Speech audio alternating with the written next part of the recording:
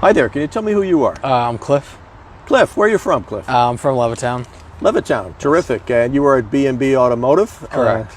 Fairless Hills. And you just bought yourself your first car, right? I did. How does it feel? Good. Feels good. Well, I'm going to move back here just a minute, Cliff, so we get a look at it, because it's a beauty.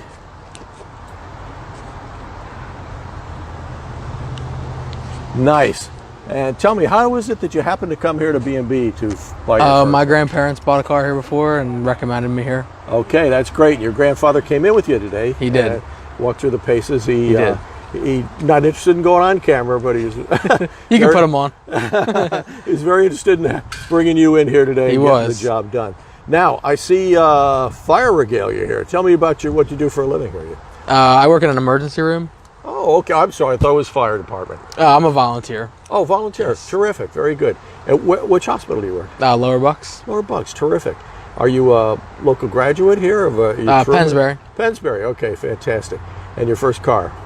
Well, we want to wish you all the best. Thank you. Thank you for shopping here. And we want to thank your grandfather for bringing you in. Okay. Yes. All right. Thank you. Best of luck to you. All right. You take care. You as well.